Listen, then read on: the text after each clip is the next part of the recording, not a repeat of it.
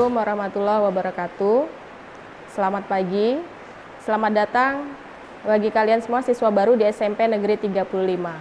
Hari ini kita masuk ke materi MPLS tentang belajar efektif dan efisien.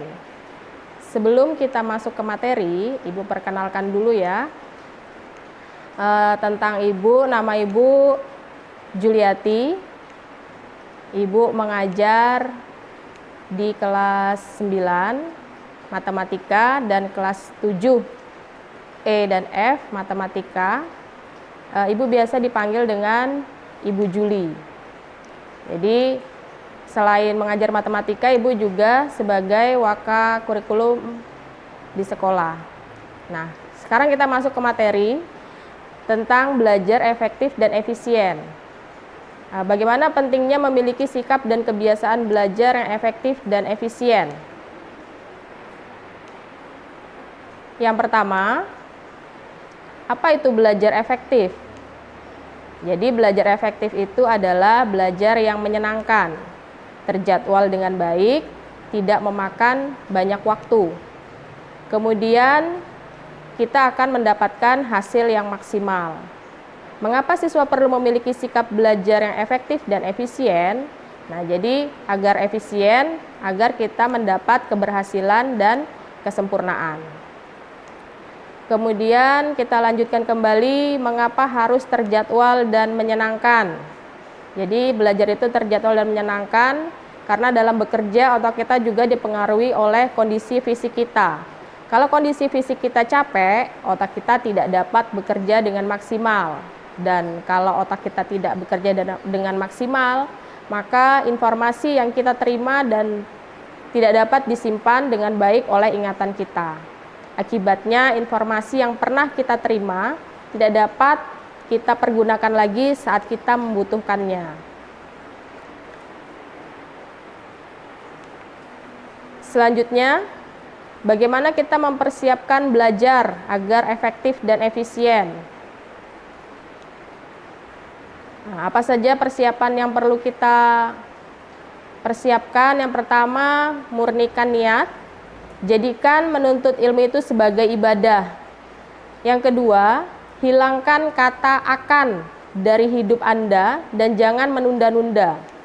Waspadalah dengan sugesti-sugesti yang negatif seperti aku gagal atau pelajaran yang sulit. Percayalah bahwa dengan anugerah Allah dan lakukanlah hal-hal yang dapat mendatangkan anugerahnya. Selanjutnya, waspadalah dengan teman yang kurang baik dan membuang-buang waktu. Jadi jangan berteman dengan yang tidak bermanfaat. Selanjutnya, buatlah tempat belajar senyaman mungkin. Jadi bersih dan sejuk suasananya. Selanjutnya ciptakan suasana yang Anda sukai. Misalnya jika Anda suka suasana yang tenang, ciptakan suasana yang tenang agar belajar lebih efektif. Selanjutnya, dalam belajar diperlukan yang namanya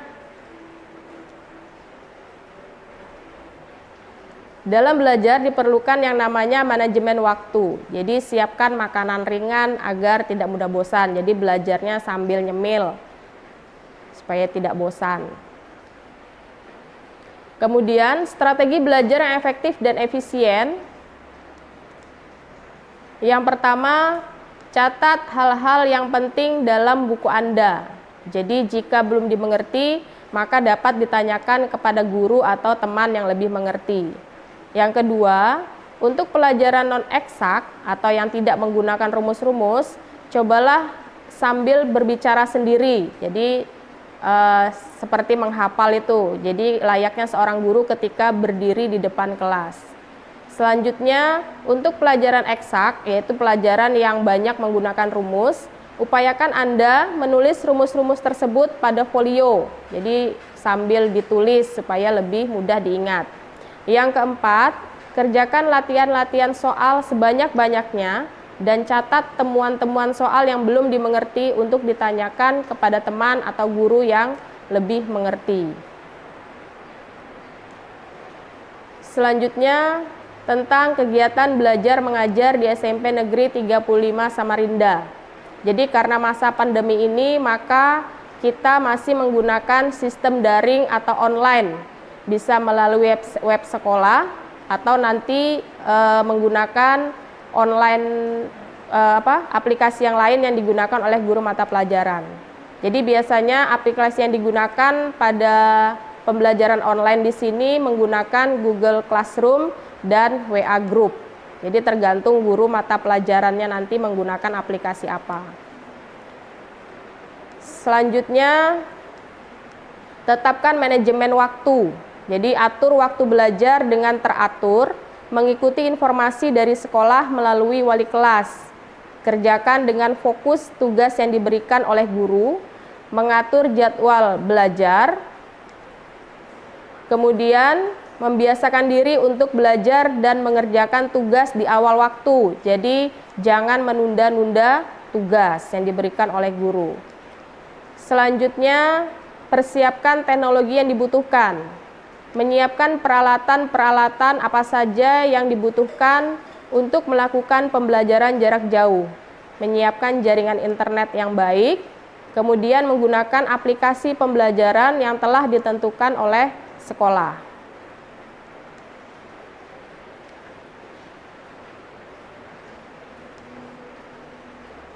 Belajarlah dengan serius. Fokus ketika melakukan pembelajaran daring atau online. Selama melakukan pembelajaran di internet, terdapat banyak sekali distraksi yang mengganggu proses pembelajaran antara lain.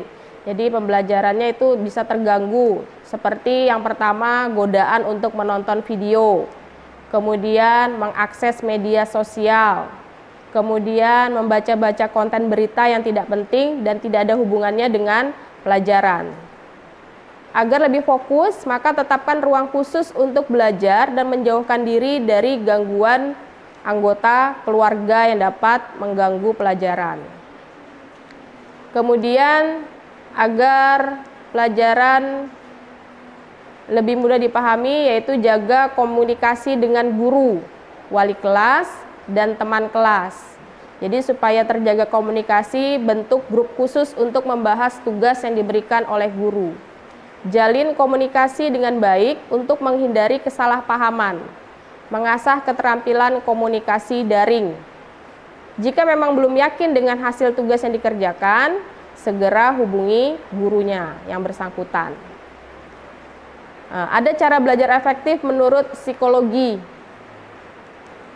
Rasakan kebutuhan untuk belajar. Jadi kita merasa bahwa belajar itu merupakan kebutuhan kita. Jadi untuk membuat kita menjadi lebih bersungguh-sungguh dalam belajar. Kesungguhan ini akan membuat kita tidak hanya belajar saat sedang mood saja, melainkan juga belajar di setiap waktu tanpa merasa berat. Dengan demikian, ilmu yang kita pelajari pun akan menjadi lebih mudah meresap ke ingatan kita.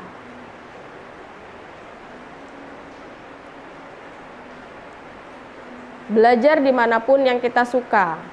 Memilih tempat belajar yang disukai tentu akan membuat kita senang dan merasa nyaman untuk belajar.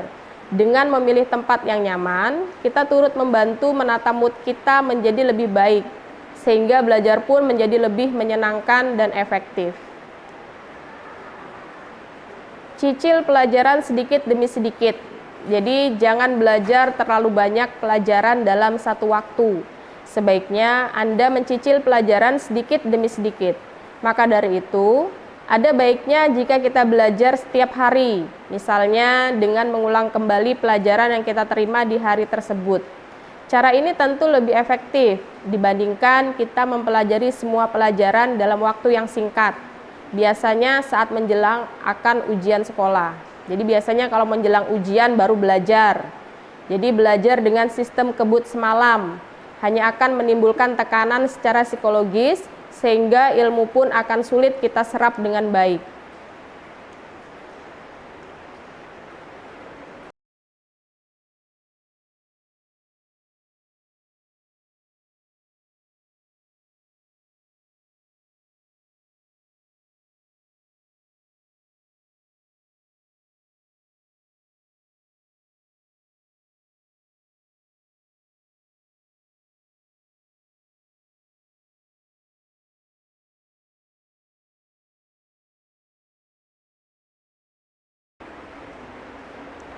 Berdiskusi, setiap orang memang memiliki style belajar sendiri. Ada orang yang menyukai belajar sendiri di tempat sepi, namun ada juga orang yang lebih menyukai belajar berkelompok dan beramai-ramai. Jika Anda masih belum mengetahui style belajar Anda, tidak ada salahnya Anda mencoba untuk berdiskusi dengan teman untuk bertukar pikiran dan materi pelajaran. Jika Anda merasa nyaman dan lebih mudah memahami materi, maka berdiskusi dengan teman bisa menjadi cara belajar yang efektif untuk Anda.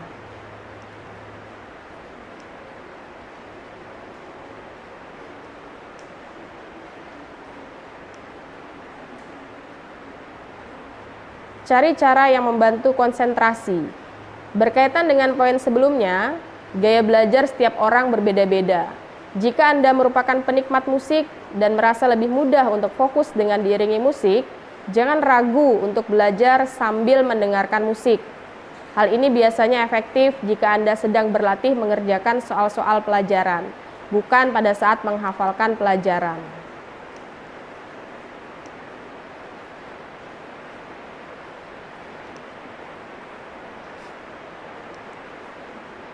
Pahami, jangan hanya menghafalkan. Sistem belajar mengajar saat ini lebih sering memfokuskan pada hafalan saja, bukan pada pemahaman siswa. Padahal, sekedar menghafalkan pelajaran hanya akan efektif untuk ujian atau waktu jangka pendek. Dalam jangka panjang, ilmu yang dihafalkan hanya akan mudah untuk dilupakan dan tidak meninggalkan manfaat apapun.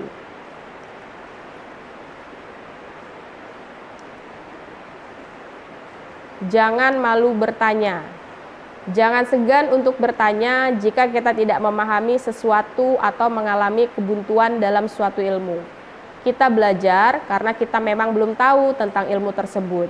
Jadi tidak ada alasan untuk malu bertanya karena takut dicap sebagai orang bodoh.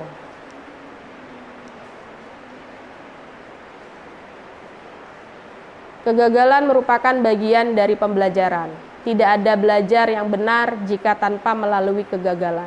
Bahkan, kegagalan dianggap sebagai cara belajar yang efektif, karena kita mengalami sendiri penyebab dari kegagalan dan mengingatnya sebagai pembelajaran untuk tidak lagi mengulangi hal tersebut. Jika Anda mengalami kegagalan, cobalah kembali menggunakan cara kerja yang lain, hingga Anda bisa berhasil melakukan apa yang Anda inginkan. Inilah cara belajar yang benar-benar efektif bisa membuahkan hasil yang baik. Sukai mata pelajaran. Menyukai mata pelajaran atau hal yang sedang dipelajari akan sangat berpengaruh terhadap keefektifan dan keberhasilan belajar kita. Dengan kita menyukai pelajaran atau ilmu tersebut, kita akan lebih bersemangat untuk menerima dan menyerap ilmu yang didapat. Hal ini berbeda jika kita merasa tidak suka belajar mata pelajaran itu. Tidak menyukai suatu pelajaran hanya akan membuat kita merasa terpaksa untuk belajar, dan tentu hasil dari belajar yang seperti ini akan tidak optimal.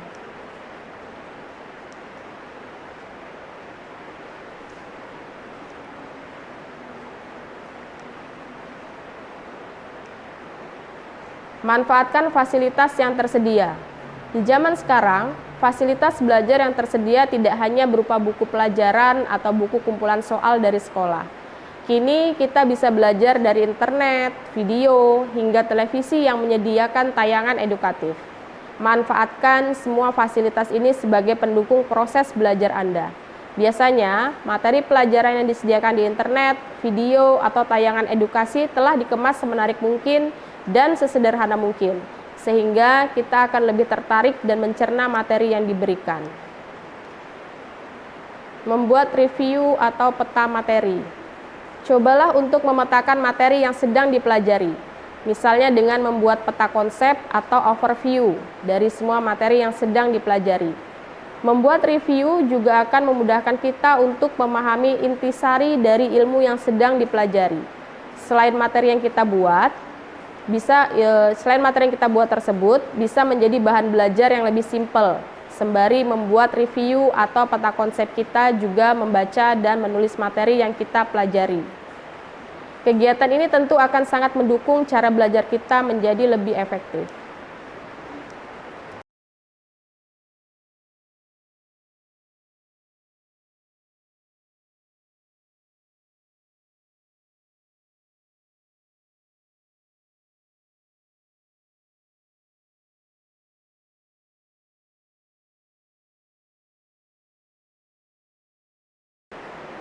Mencoba latihan soal.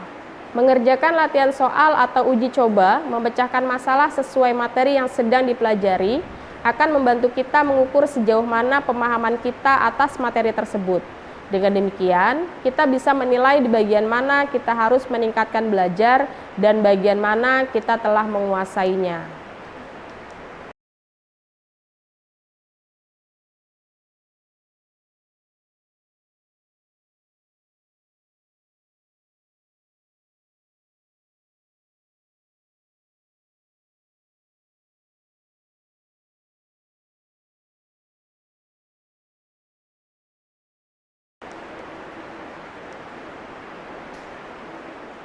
Nah, demikianlah materi yang telah Ibu sampaikan. Semoga bermanfaat bagi kita semua. Mohon maaf atas segala kekurangan. Wassalamualaikum warahmatullahi wabarakatuh.